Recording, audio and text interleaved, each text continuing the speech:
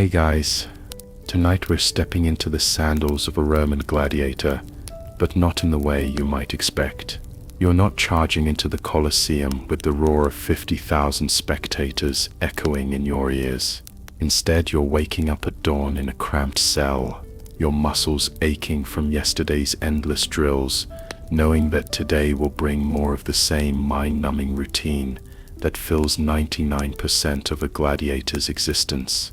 The reality is, you probably won't survive your first week of training, not because of dramatic sword fights, but because the sheer monotony and physical exhaustion will break your spirit long before you ever see an arena. So, before you get comfortable, take a moment to like the video and subscribe, but only if you genuinely enjoy what I do here.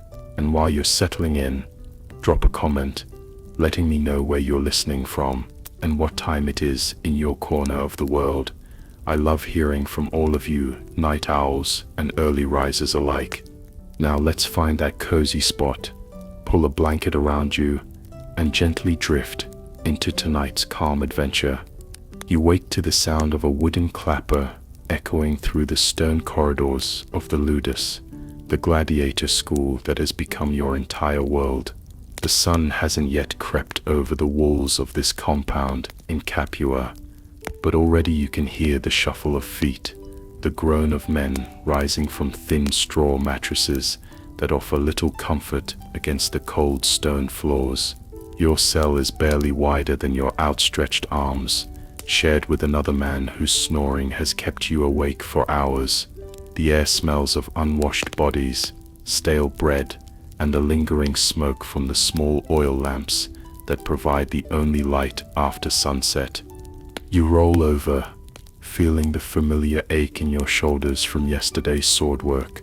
Your hands are wrapped in rough linen bandages, covering the blisters and calluses that have become permanent features of your palms.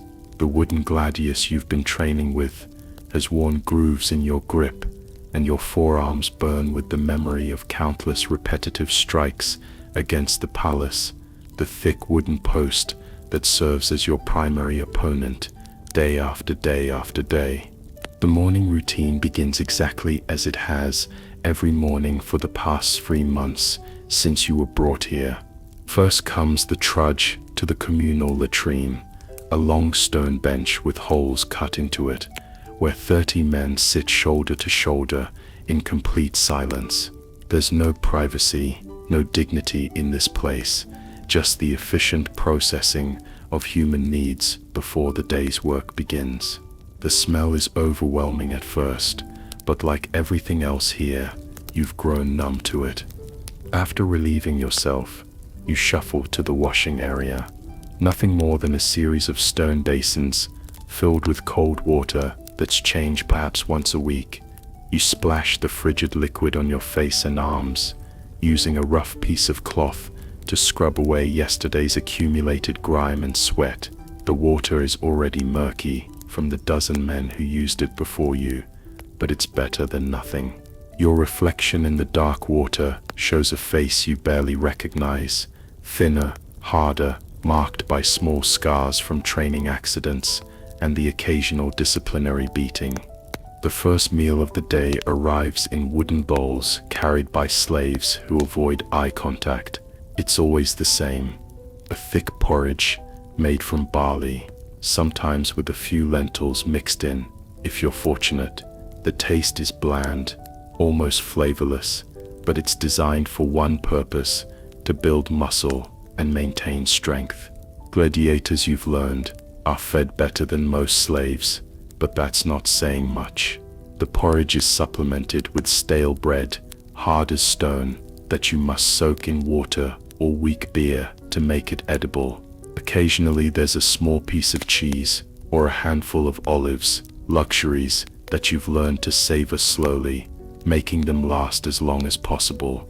You eat in silence, sitting on rough wooden benches in the small courtyard that serves as the dining area. Conversation is discouraged during meals. The trainers want you focused on eating efficiently and preparing mentally for the day ahead.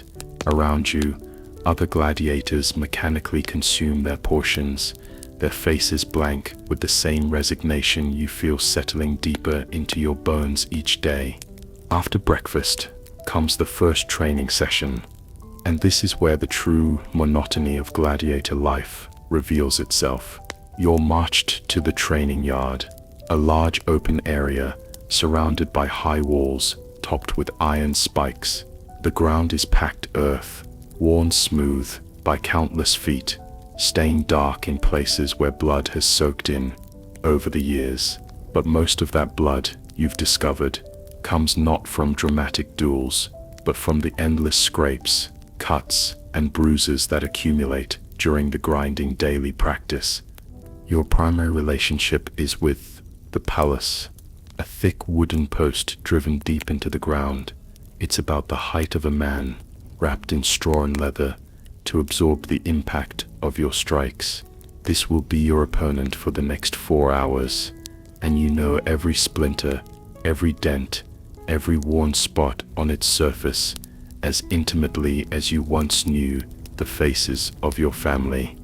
The trainer, a scarred veteran named Marcus, who lost his left eye in the arena 15 years ago, barks the same commands he gives every morning. Stance, feet apart, shield up, now strike. 1, 2, 3, hold. Again. 1, 2, 3, hold.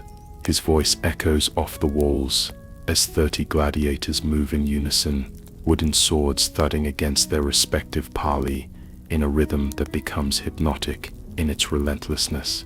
You raise your shield, a heavy wooden rectangle covered in leather and reinforced with bronze bands. It weighs more than you ever imagined a shield could weigh, and after the first hour, your left arm screams with fatigue. The shield must be held at precisely the right angle, covering your torso while leaving enough room to strike with the gladius. Too high, and Marcus's wooden training sword will crack against your knees. Too low, and you'll take a painful blow to the ribs that will leave you gasping. Strike 1, a basic thrust to the midsection of the palace. You step forward with your right foot, extending your arm in a straight line, feeling the impact travel up through your wrist and forearm. The straw wrapping absorbs most of the force, but after hundreds of strikes, your joints ache with accumulated stress. Strike 2, a diagonal cut from right to left, aimed at where an opponent's neck would be. This requires more rotation of your torso, engaging muscles in your back and core that burn with the effort. The wooden gladius is lighter than the real thing, but after an hour of repetitive movements, it feels like it's made of lead. Strike 3, a low thrust, aimed at the belly. You must duck slightly, maintaining your shield position while driving the point forward. This is the most difficult of the basic strikes, requiring coordination between your legs, arms, and torso that takes months to develop naturally. Hold, Marcus shouts, and 30 men freeze in position, weapons extended, shields raised. He walks among you, wooden training sword in hand, ready to strike anyone whose form has deteriorated. The silence stretches on, 10 seconds, 20, 30, while your muscles tremble with the effort of maintaining the position. Sweat beads on your forehead, despite the cool morning air. Again. 1, 2, 3, hold. And so it continues, strike after strike, hold after hold, until the pattern burns itself into your muscle memory. Your mind begins to wander, as it always does during these sessions. You think about your life before this place, the small farm where you grew up, the feel of soil under your fingernails during harvest season, the taste of your mother's bread fresh from the oven. Those memories feel like they belong to someone else now, fading a little more each day under the weight of endless repetition.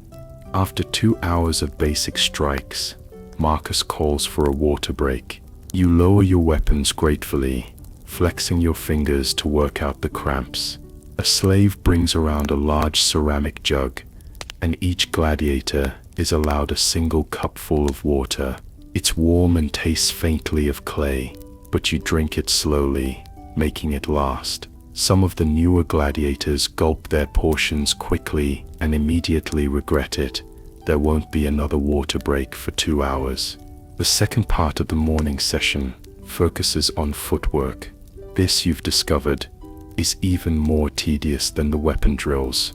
You spend an hour moving back and forth across the training yard in precise patterns, always maintaining the proper stance, always keeping your shield raised. Forward 3 steps, strike, back 2 steps, shield up, side step left, strike, side step right, block.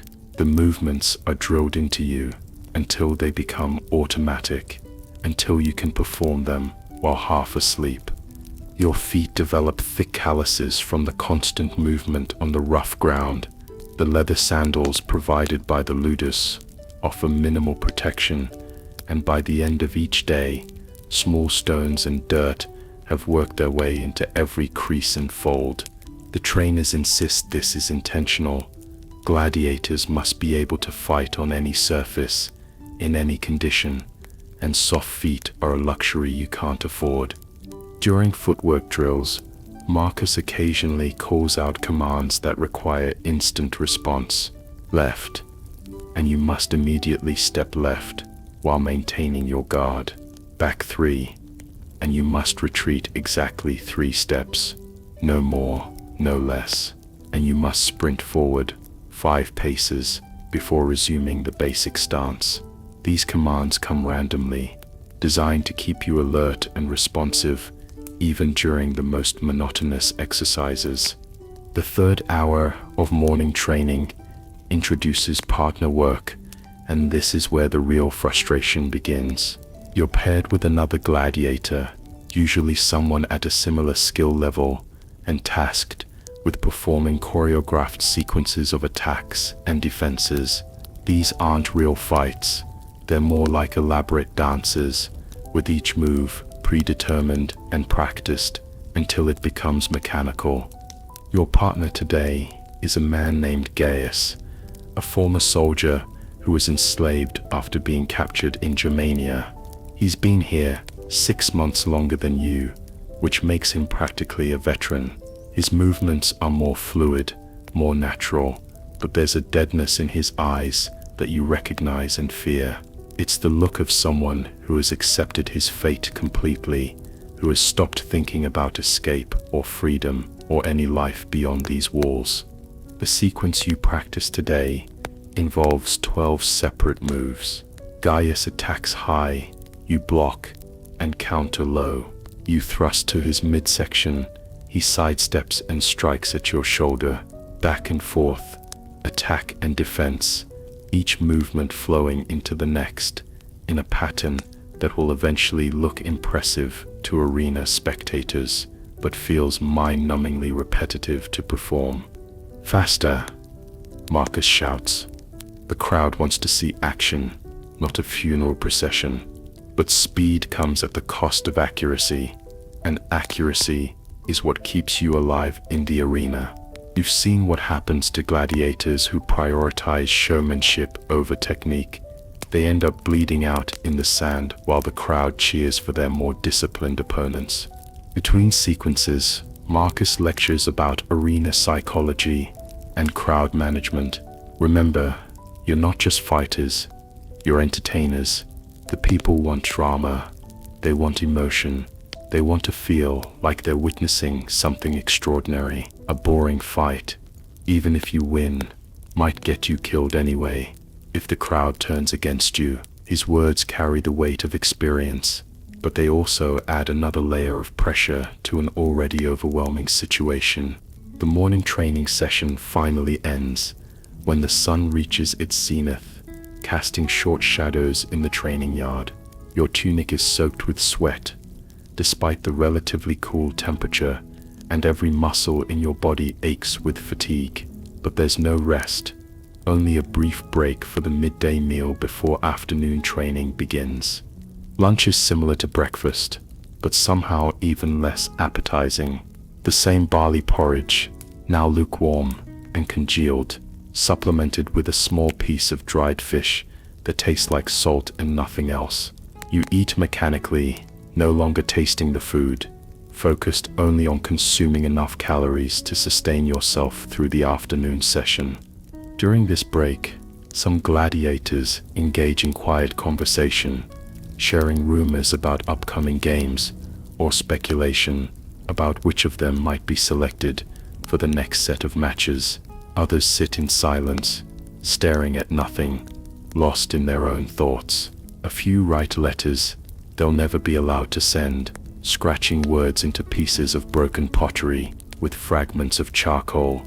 You usually spend this time tending to your equipment. The wooden training weapons may not be real, but they still require maintenance. You check the grip wrapping on your gladius, tighten the bindings on your shield, and examine your sandals for wear that might cause problems during afternoon drills. These small tasks provide a meditative quality to the break, a few minutes where your mind can focus on something concrete and manageable. The afternoon session begins with strength training, and this is where the true physical toll of gladiator life becomes apparent. You spend an hour lifting heavy stones, carrying water jugs back and forth across the yard, and performing exercises designed to build the specific muscle groups used in combat. Your shoulders burn from holding the shield position for extended periods. Your legs shake from countless squats and lunges. Your core aches from the twisting motions required for proper sword work. The trainers have developed a precise understanding of human physiology, knowing exactly how to push your body to its limits without causing permanent damage that would affect your value as a fighter. They understand that a gladiator's body is an investment, and like any investment, it must be carefully maintained and developed over time. After strength training comes tactical instruction, perhaps the most intellectually demanding part of your day. Marcus and the other trainers explain different fighting styles, the strengths and weaknesses of various gladiator types, and strategies for facing specific opponents. You learn that a retiarius, the net fighter, is most dangerous at medium range, where he can use his net effectively, but vulnerable up close where his trident becomes unwieldy. A Thrax, the Thracian-style fighter, relies on mobility and precise strikes with his curved sword, but struggles against opponents who can match his speed. This tactical knowledge is crucial for survival, but is delivered in the same monotonous style as everything else at the ludus. Hours of lecture, repetitive drills to reinforce specific concepts, and endless questions from the trainers to ensure you've absorbed the information. What do you do when facing a murmillo? How do you counter a retiarius net throw? What's the weakness of a hoplomachus shield position? The questions come rapid fire, and wrong answers result in extra training or reduced rations. The most tedious part of tactical training involves learning the various rules and conventions that govern arena combat. Gladiator fights aren't chaotic free-for-alls. They're regulated contests with specific protocols that must be followed. You learn the proper way to salute the editor who sponsors the games, the signals that indicate a fight should pause or continue, and the complex etiquette surrounding requests for mercy. These rules seem absurd, given that the ultimate goal is to kill or be killed, but they're taken extremely seriously by everyone involved. A gladiator who fails to follow proper protocol can be disqualified, forfeit payment, or even face additional punishment regardless of his performance in combat. The bureaucracy of death. You've come to think of it, a system that reduces the most primal human conflict to a series of administrative procedures. As the afternoon wears on, your concentration begins to waver. The combination of physical exhaustion and mental fatigue makes it increasingly difficult to focus on the trainer's instructions. Your movements become sloppy, your responses slower, your form deteriorating with each passing hour. This is when accidents happen, when tired gladiators make mistakes that result in injuries that could easily be avoided with proper rest. But rest is a luxury that doesn't exist in the ludus. The schedule is relentless, designed to break down your individual identity and rebuild you as a killing machine, optimized for arena performance. Every moment is accounted for. Every activity serves a specific purpose in your transformation from person to gladiator. The final hour of afternoon training focuses on conditioning exercises that push your body beyond its normal limits. You run laps around the training yard, carrying heavy packs, perform hundreds of sword strikes against increasingly resilient targets, and engage in grueling endurance contests that leave you gasping for breath and dizzy with exhaustion. During these exercises, Marcus and the other trainers watch for signs of weakness or failure. Gladiators who can't keep up with the pace are singled out for additional training, punishment details, or in extreme cases, reassignment to less prestigious fighting roles. The pressure to perform is constant and unforgiving. There's no room for bad days, no allowance for human frailty. When training finally ends for the day, you're barely able to walk back to the dormitory area. Your legs feel like water, your arms hang uselessly at your sides, and every breath feels like fire in your lungs. The evening meal awaits, but first comes the ritual of cleaning and maintaining your equipment. You sit on the ground outside your cell, carefully inspecting every piece of training gear for damage or wear. The wooden gladius gets a thorough examination, checking for cracks in the blade, looseness in the grip, any imperfection that might cause problems during tomorrow's training. The shield receives similar attention, with particular focus on the leather covering and bronze reinforcements that take the brunt of impact during combat drills. This equipment maintenance serves multiple purposes beyond the practical. It provides a quiet transition between the intensity of training and the supposed rest of evening, gives you something constructive to focus on when your mind wants to dwell on the hopelessness of your situation, and reinforces the gladiator's relationship with his tools of combat. The evening meal arrives as shadows lengthen across the ludus courtyard. Tonight's offering is slightly different from the usual fare, the same barley porridge, but with the addition of some boiled vegetables that add a welcome variation in texture, if not flavor. There's also a small portion of meat, tough and gristly, but meat nonetheless. These additions usually appear before major training exercises or when new gladiators arrive, designed to build strength for increased physical demands. You eat slowly, trying to make the meal last as long as possible. This is one of the few times during the day when you're not required to be actively engaged in some form of training or maintenance, and the simple act of eating becomes a brief respite from the constant pressure. Around you, other gladiators engage in quiet conversation, sharing stories from their previous lives or speculating about rumors that filter down from the outside world. These conversations provide a crucial connection to your humanity in a place designed to eliminate individual identity.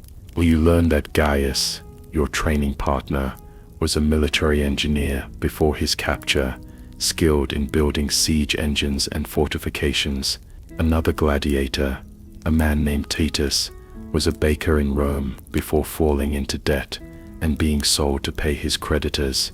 Each story is a reminder that you are all something else before becoming gladiators, that your current identity is just one layer in a more complex human existence. But these conversations also carry an undercurrent of sadness that's hard to ignore. Everyone knows that most gladiators don't survive long enough to earn their freedom, that the skills and experiences from their previous lives will likely die with them in the arena sand. The act of sharing these stories, becomes a form of memorial, preserving memories that might otherwise be lost forever. After the evening meal comes perhaps the most challenging part of the entire day, the long hours between sunset and sleep, when you're left alone with your thoughts. The physical exhaustion that consumed your attention during training begins to fade, replaced by a mental and emotional awareness that's often more difficult to bear than any physical discomfort. You lie on your thin straw mattress, listening to the sounds of the ludus settling into evening routine. Somewhere in the distance, you can hear the guards talking quietly as they patrol the perimeter walls. Closer by, your cellmate shifts restlessly, occasionally muttering words in a language you don't recognize. The air is filled with the sound of men trying to sleep, despite fear, discomfort, and the knowledge of what tomorrow will bring. This is when the reality of your situation hits hardest. During the day, the constant activity provides a merciful distraction from the fundamental hopelessness of gladiator life.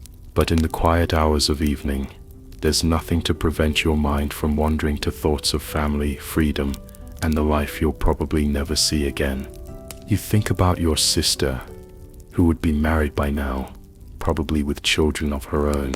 You wonder if she thinks about you, if she knows what happened to you, if she mourns you as dead, or holds hope for your eventual return. These thoughts are simultaneously comforting and torturous. They connect you to who you were before this place, but they also emphasize how completely that person has been erased. The ludus operates on a schedule designed to maximize training efficiency, while minimizing opportunities for gladiators to dwell on their circumstances or organize resistance. The days are long and exhausting, the nights short and restless. You wake tired and go to sleep tired, your body in a constant state of recovery from the previous day's exertions and preparation for the next day's demands. Sleep, when it comes, is often interrupted by nightmares that blend training exercises with arena combat. Memories of home with fears about the future. You dream about endless sword drills that never end, about facing opponents whose faces you can't see, about crowds that cheer for your death. You wake in cold sweats, disoriented and afraid, only to realize that the reality of your situation is often worse than any nightmare your mind can produce. The weeks blend together in an endless cycle of repetition. Monday through Sunday lose all meaning when every day follows exactly the same schedule. Training, eating, equipment maintenance, sleep. The rhythm becomes so ingrained that your body begins to anticipate each activity before your mind fully processes what's happening. You begin to understand why some gladiators develop the 1,000-yard stare you noticed in veterans when you first arrived. It's not just physical exhaustion, it's a form of psychological self-preservation, a way of disconnecting from the emotional reality of your situation while still maintaining the physical performance necessary for survival. The monotony is occasionally broken by special events that provide both relief and additional stress.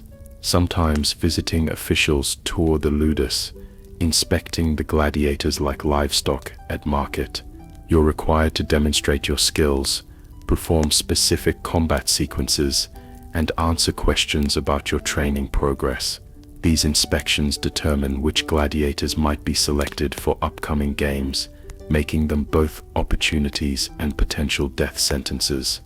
Other times, experienced gladiators return from arena combat, bringing stories and first-hand accounts of what awaits you beyond the training yard. These veterans have a different quality about them. They've crossed the line from preparation to actual combat and survived experiences that most gladiators never live to describe. Their presence is both inspiring and terrifying, proof that survival is possible, but also evidence of what survival costs. The psychological pressure of training is as demanding as the physical requirements. You must maintain peak performance while constantly aware that you're preparing for events that will likely result in your death. The trainers push you to develop skills that will make you entertaining to watch as you die, to perfect techniques that might extend your life by a few precious minutes in the arena. This awareness creates a strange relationship with improvement and achievement. Every skill you master, every technique you perfect, every increase in strength or speed makes you more valuable as entertainment and potentially extends your survival, but it also makes you more likely to be selected for increasingly dangerous matches. Success in training is both salvation and damnation, progress toward both life and death. The social dynamics within the ludus add another layer of complexity to daily life. Friendships form quickly in the face of shared adversity, but they're always shadowed by the knowledge that you might eventually be forced to fight each other. The man who helps you perfect your shield work today might be the opponent trying to kill you next month. This creates a strange atmosphere of intimacy and distance, camaraderie and competition. You depend on your fellow gladiators for emotional support, practical assistance, and the simple human connection necessary for psychological survival, but you must also maintain the emotional detachment necessary to fight them if ordered to do so. Some gladiators handle this pressure by forming tight bonds with a small group of companions, creating surrogate families within the ludus structure. Others become loners, avoiding emotional connections that might complicate future combat situations. Both approaches have advantages and disadvantages, but neither completely solves the fundamental contradiction of building relationships with people you might be required to kill. The trainers are well aware of these dynamics and sometimes exploit them for training purposes. Partners who have developed close working relationships might be deliberately separated and forced to spar against each other, testing their ability to maintain professional focus despite personal feelings. These exercises are presented as necessary preparation for arena realities, but they also serve to remind everyone that loyalty and friendship are luxuries that can't be allowed to interfere with performance expectations. Months into your training, you begin to notice subtle changes in yourself that go beyond the obvious physical improvements. Your reflexes have sharpened to the point where you automatically respond to threats and opportunities that your conscious mind hasn't yet processed. Your spatial awareness has expanded, allowing you to track multiple opponents and environmental factors simultaneously. Your pain tolerance has increased dramatically, enabling you to continue fighting through injuries that would have incapacitated you before training began. But these adaptations come with costs that aren't immediately apparent. You find yourself analyzing every person you encounter as a potential threat or ally, automatically assessing their weapons, stance, and fighting potential. Normal social interactions become difficult because your mind constantly evaluates combat scenarios and tactical possibilities. The hypervigilance necessary for gladiator survival makes peaceful civilian life seem almost incomprehensible. Your relationship with your own body changes as well. You become acutely aware of every muscle, every joint, every system that contributes to combat effectiveness. Your body becomes a tool to be maintained and optimized rather than simply the vessel for your consciousness. This clinical approach to physical existence helps you push through pain and exhaustion, but it also creates a sense of detachment from your own humanity. The food, initially barely palatable, becomes something you barely taste at all. Meals are fuel, nothing more, consumed efficiently to maintain energy levels for training. The simple pleasure of enjoying food, savoring flavors, sharing meals with loved ones, these become memories from a previous life that seems increasingly distant and unreal. Even sleep changes character under the demands of gladiator training.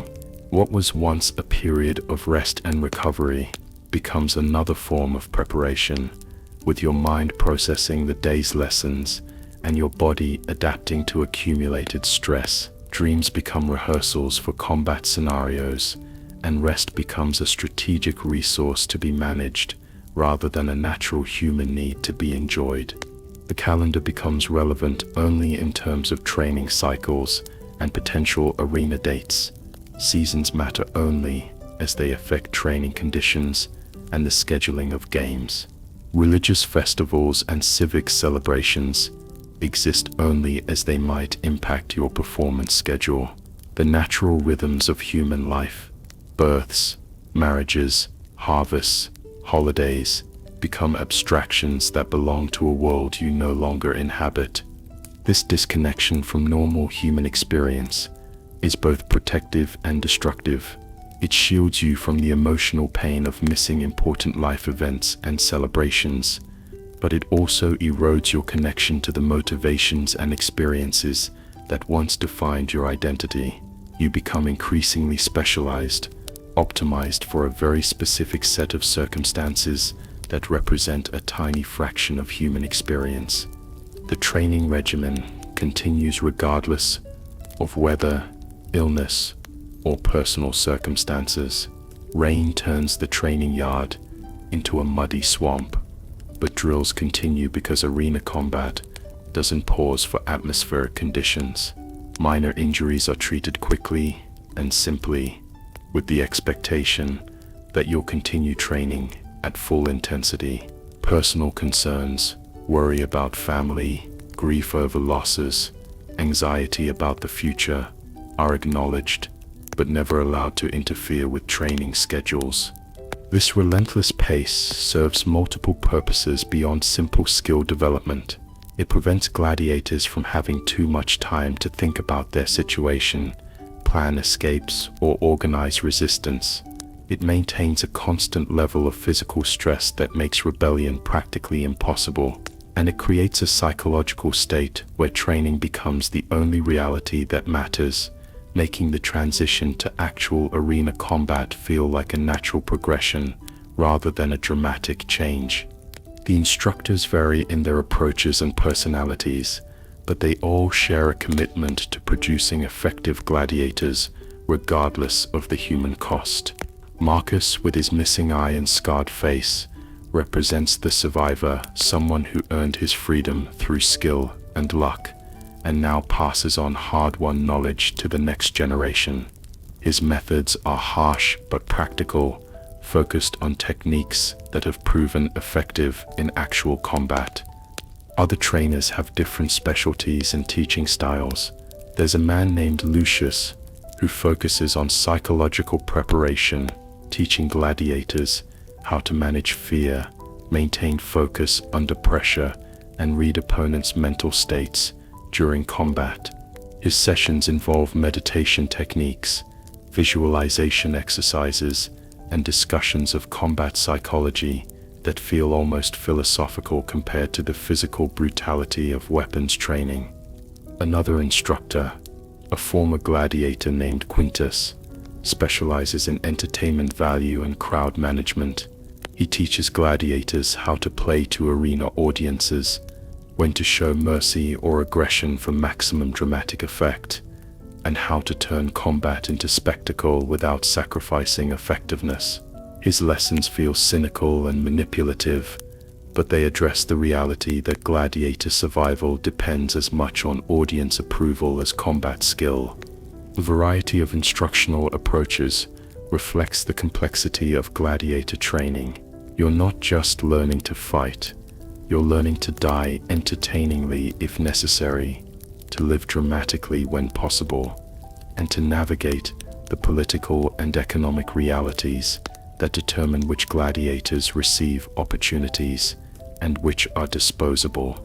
The skills required for arena success extend far beyond simple combat techniques. As your training progresses, you begin to understand the subtle hierarchies and classifications that exist within the gladiator system. Different fighting styles carry different levels of prestige, face different types of opponents, and offer different chances for survival and advancement. The heavily armored Murmillo typically fights other gladiators in relatively straightforward combat, while the lightly equipped Retiarius faces more varied opponents and relies more heavily on speed and technique. Your own classification as a gladiator depends partly on your physical characteristics, partly on your demonstrated skills during training, and partly on the needs and preferences of the ludus operators. Taller, stronger men might be trained as Murmillones or Secutors, while smaller, faster individuals might become Threses or Retiari. But these assignments aren't permanent. Gladiators who show exceptional ability or particular entertainment value might be retrained in different styles to maximize their arena potential. The weapons training becomes increasingly specialized as your classification becomes clearer. Instead of learning all weapon types equally, you focus more intensively on the specific equipment and techniques associated with your designated fighting style. This specialization makes you more effective in your chosen role, but it also makes you more vulnerable to opponents who fight in styles specifically designed to counter your strengths. The shield work, initially just a matter of basic blocking and positioning, develops into a complex art form involving precise timing, angle management, and the use of the shield as both defensive tool and offensive weapon. You learn to read opponents' attacks from subtle changes in their shield position, to use your own shield to blind or unbalance enemies, and to coordinate shield and sword work in combinations that maximize both protection and attack opportunities. Footwork, once simply a matter of moving forward and backward in basic patterns, becomes a sophisticated dance that determines the distance, timing, and positioning that control combat flow. You learn to circle opponents to force them into disadvantageous positions, to advance and retreat in ways that create openings for attack while maintaining defensive stability, and to use terrain features and arena boundaries as tactical elements in combat planning. The psychological aspects of training become more sophisticated as well.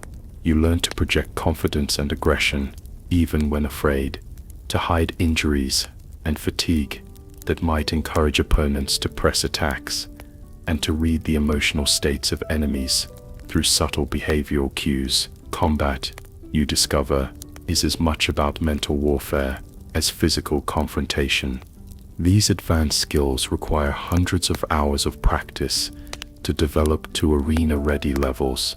The same basic movements you learned in your first weeks of training are repeated thousands of times, with tiny refinements and adjustments that gradually transform crude technique into polished expertise. The repetition that once seemed merely tedious becomes the foundation for combat artistry that might mean the difference between life and death. But even as your skills improve dramatically, the fundamental monotony of training remains unchanged. The daily schedule never varies, the exercises never become truly engaging, and the underlying reality of your situation never improves. You're becoming an expert in activities that exist solely to prepare you for your probable death, developing sophisticated abilities that serve no purpose beyond entertainment for people who see you as disposable. The irony of this situation becomes increasingly apparent as your training advances. You're receiving an education in combat techniques, physical conditioning, and psychological warfare that would be valuable in military contexts, but you're acquiring these skills as a slave whose only purpose is to die dramatically for public amusement. The same abilities that might make you a valuable soldier or bodyguard in a free society mark you as property to be consumed for entertainment in your actual circumstances. Your body adapts to the demands of training in ways that amaze even the experienced instructors.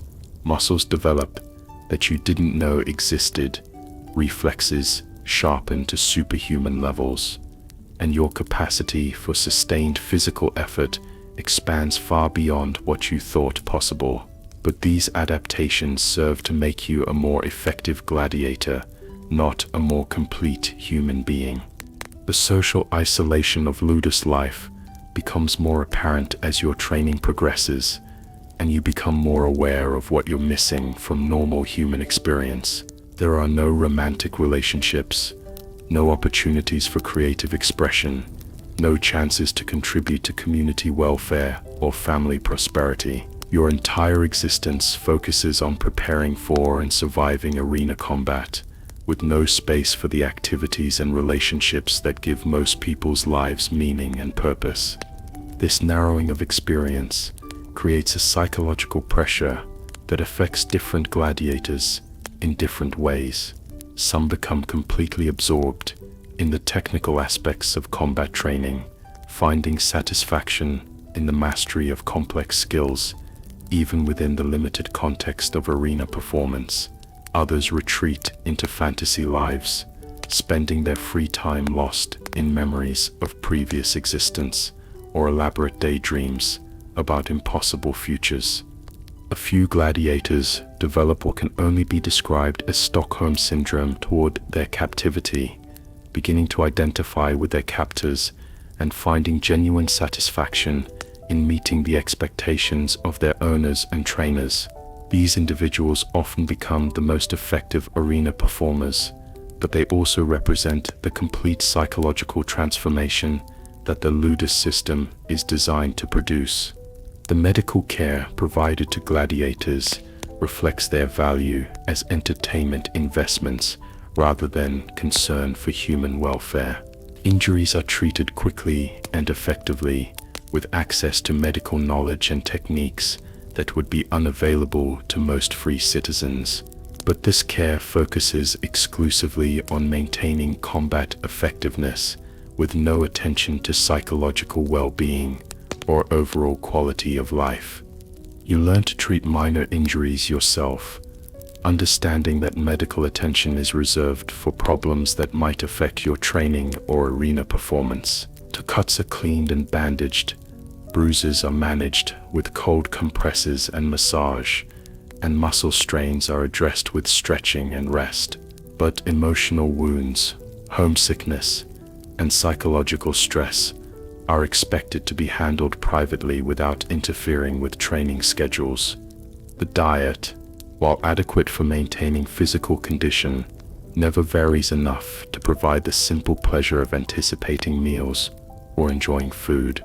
Every meal is calculated to provide optimal nutrition for training and recovery, but there's no consideration for taste, variety, or the social aspects of eating that contribute to human happiness and psychological well-being. Even sleep is managed as a resource rather than respected as a human need. The schedule allows exactly enough rest to maintain peak physical performance, but there's no accommodation for individual sleep patterns, personal preferences, or the simple desire for privacy and solitude that most people require for psychological health. The cumulative effect of these restrictions and limitations is a gradual erosion of individual identity and personal agency that makes gladiators more manageable and predictable, but less human in fundamental ways. You begin to think of yourself primarily in terms of your combat role and training performance, rather than as a complete person with diverse interests, relationships, and capabilities. This psychological transformation is both survival mechanism and tragedy.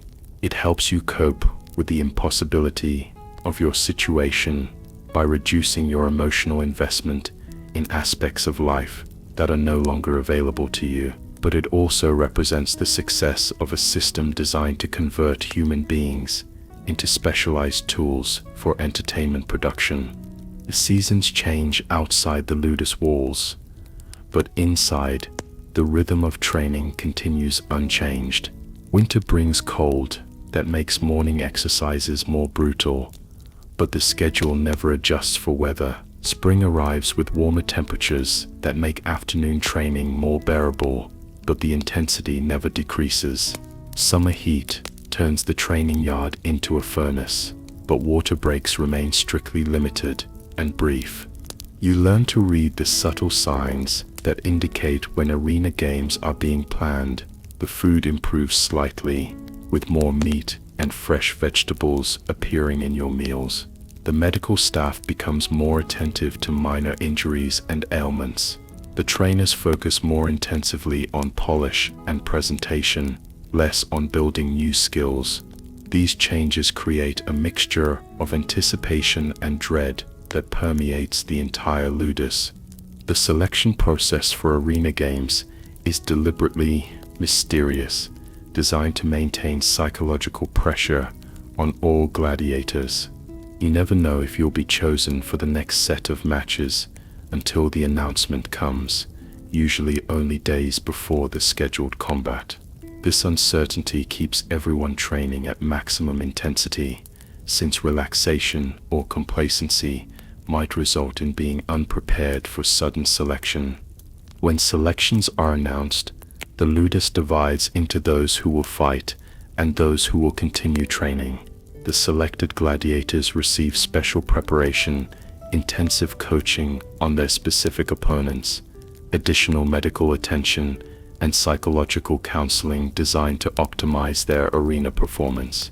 The unselected gladiators continue their regular training routine, but with the knowledge that their turn will come eventually. The night before arena games, selected gladiators participate in a final meal that's both celebration and potential farewell.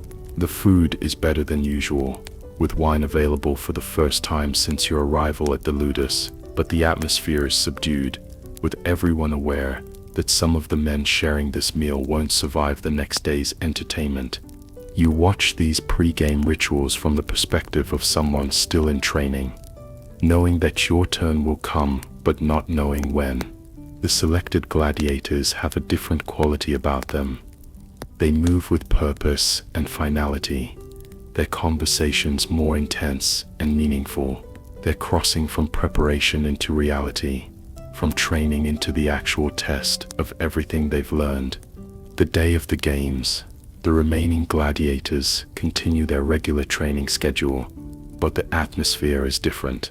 Everyone knows that their fellow ludus members are fighting and dying in the arena, but life in the training compound continues unchanged. The mundane routine of sword drills and strength exercises continues while men you've trained with for months face death for public entertainment.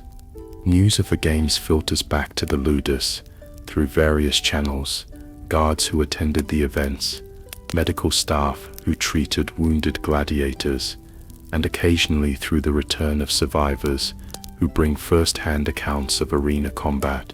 These reports are eagerly consumed by the training gladiators, providing crucial intelligence about what to expect and how to prepare.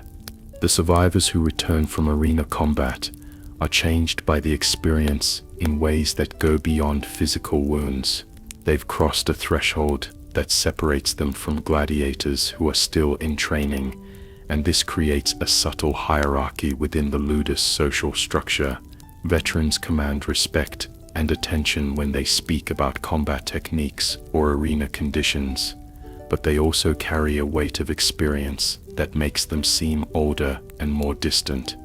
These returning gladiators often struggle to readjust to the routine of training after the intensity of actual combat. The practice exercises that once seemed challenging now feel artificial and inadequate. The wooden weapons feel impossibly light after using real steel. The controlled environment of the training yard seems safe to the point of being unrealistic compared to the chaos and unpredictability of arena combat. But they also bring back practical knowledge that proves invaluable for gladiators still in training. They know how arena sand affects footing, how crowd noise impacts concentration, how different times of day affect lighting, and visibility. They understand the subtle politics of arena combat, when to show mercy, when to press attacks, how to read the mood of spectators, and respond appropriately. The training intensifies as you progress through the months, but it also becomes more specialized and focused. Instead of learning all aspects of gladiator combat equally, you concentrate on perfecting the specific skills and techniques associated with your designated fighting style. This specialization makes you more effective in your chosen role, but it also narrows your capabilities and makes you more vulnerable to opponents who understand your limitations. The weapon work becomes increasingly sophisticated, involving not just basic attacks and defenses, but complex combinations and tactical sequences. You learn to chain attacks together in ways that create openings for decisive strikes, to use feints and misdirection to confuse opponents, and to adapt your fighting style to different arena conditions and opponent types. The physical conditioning reaches levels that seem impossible when you first arrived at the Ludus. Your endurance allows you to maintain peak performance for extended periods. Your strength enables you to fight effectively while wearing heavy armor, and your speed and agility let you respond instantly to changing combat situations.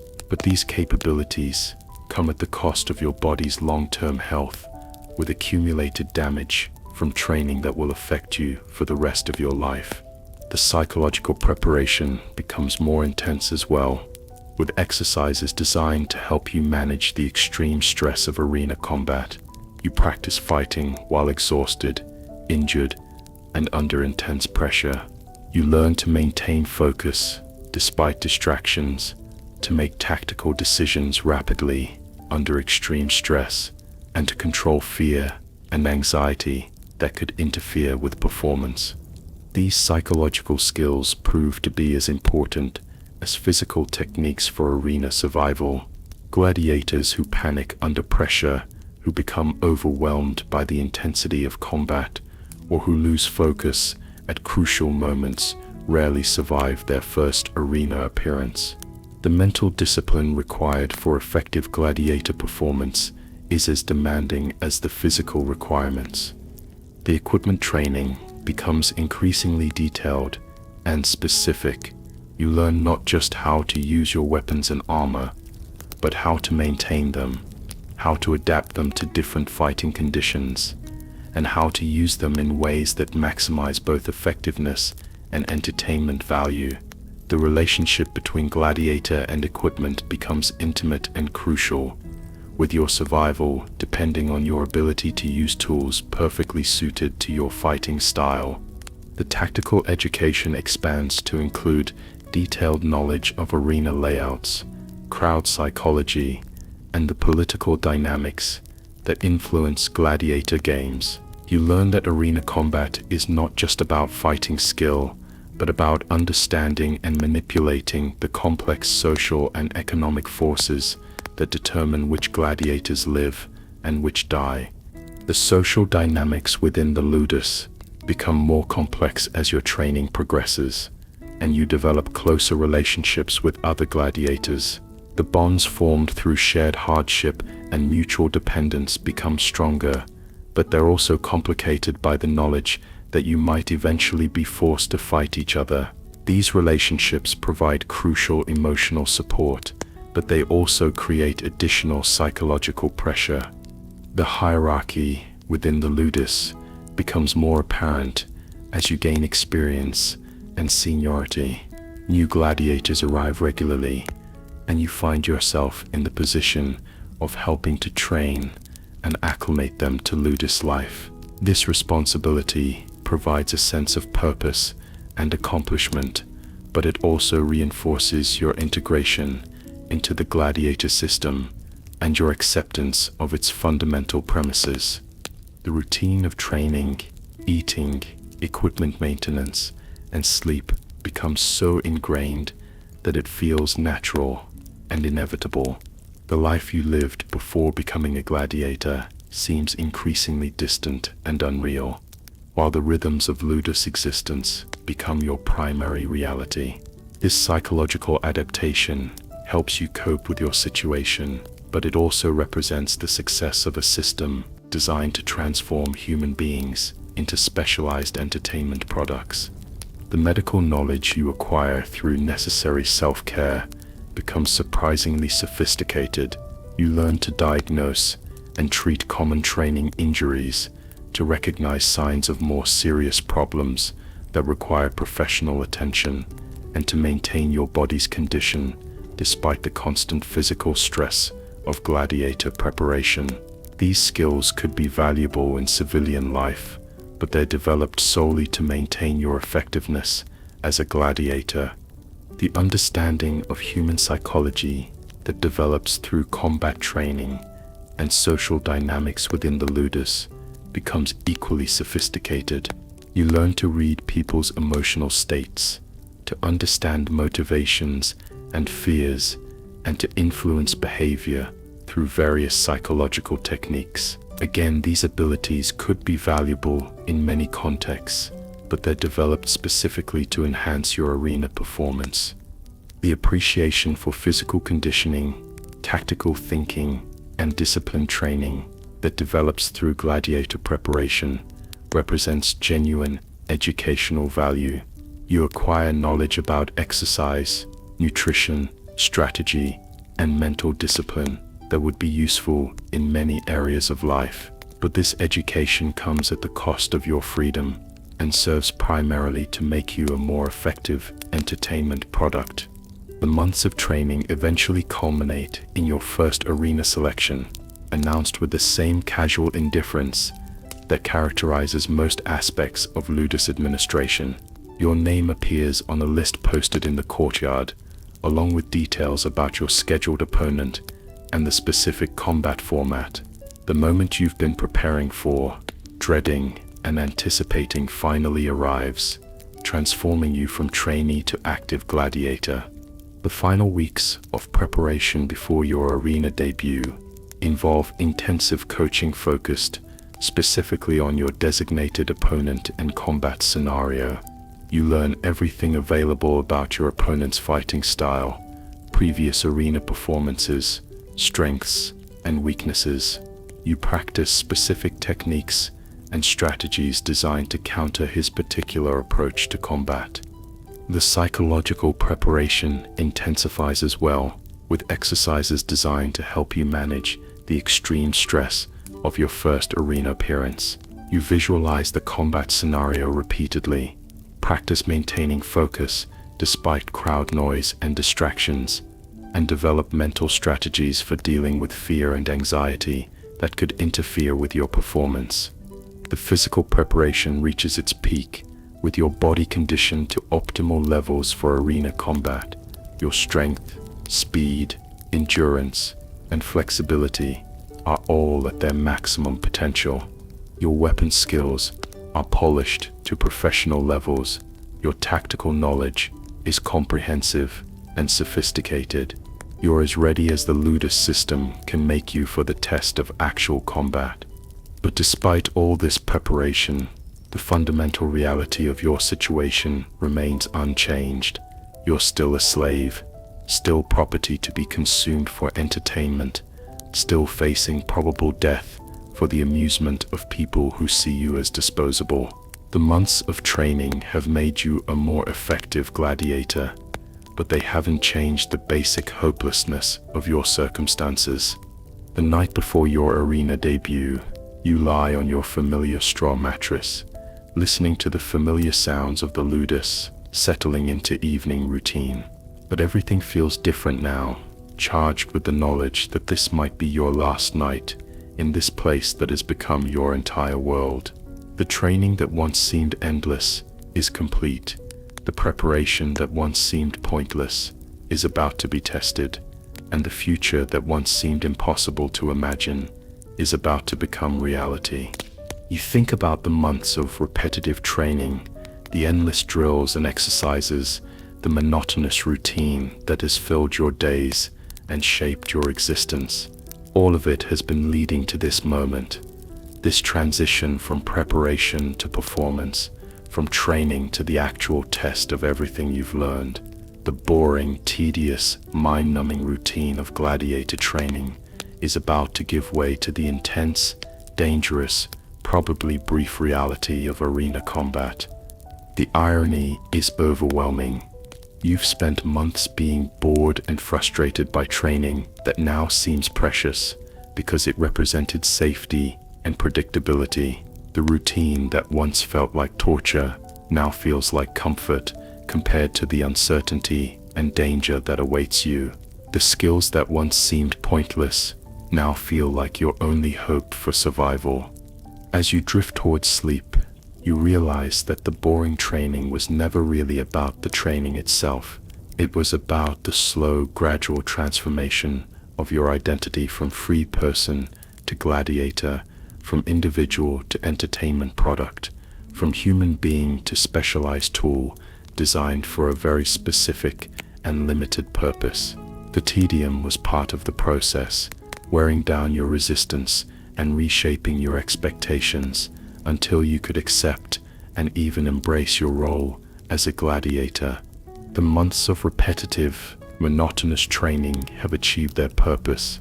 They've prepared you physically, mentally, and psychologically for arena combat, but they've also changed you in ways that go far beyond simple skill development. You're no longer the same person who was first brought to this ludus, and you never will be again, regardless of whether you survive your arena debut or not.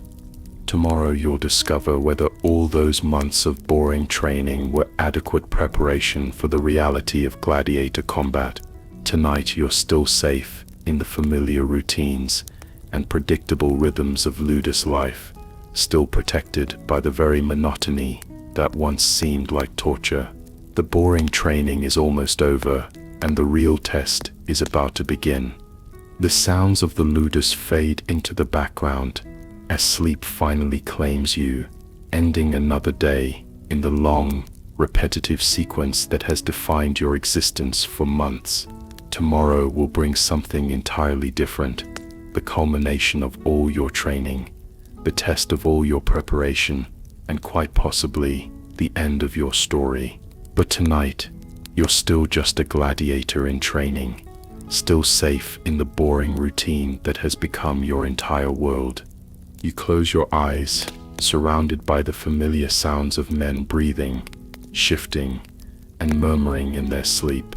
The same sounds that have accompanied every night since your arrival at the ludus, the same rhythm of human presence that has provided comfort in the midst of an impossible situation. Tomorrow some of these sounds might be gone forever, but tonight they're still here, still constant, still part of the boring, tedious, precious routine of gladiator training that has shaped your existence and prepared you for whatever comes next. The boring history of gladiator training reaches its end, but the story of what happens next remains unwritten, waiting for the arena to provide its own dramatic conclusion to months of careful, methodical, mind-numbingly repetitive preparation. Your breathing slows and deepens as you settle into sleep, your body relaxing into the familiar discomfort of your straw mattress, your mind finally quiet after another day of endless training. The last thing you hear before consciousness fades is the sound of your cellmate's steady breathing beside you, a reminder that even in this place, designed to isolate and dehumanize, you're not entirely alone. The boring training continues even in your dreams, preparing you for realities that no amount of practice can fully anticipate, but which all that monotonous repetition has made slightly more survivable. And as you drift into the uncertain rest that comes before uncertain dawns, you carry with you the hard-won knowledge that sometimes the most important preparation for life's greatest challenges comes through the simple, tedious, boring repetition of basic skills practiced day after day until they become second nature. The arena awaits, but the training is complete, and whatever happens next, you're as ready as months of careful, methodical, gloriously boring preparation can make you. If you enjoyed this ride, don't forget to like, subscribe, and hit the notification bell so you won't miss what's coming next. Drop a comment and let me know what time it is, where you are, and whether you think you could have survived even a week of this relentless gladiator training routine. I'm always curious to hear from viewers around the world who find comfort in these historical deep dives. Until next time, keep your curiosity alive and your nights filled with wonder.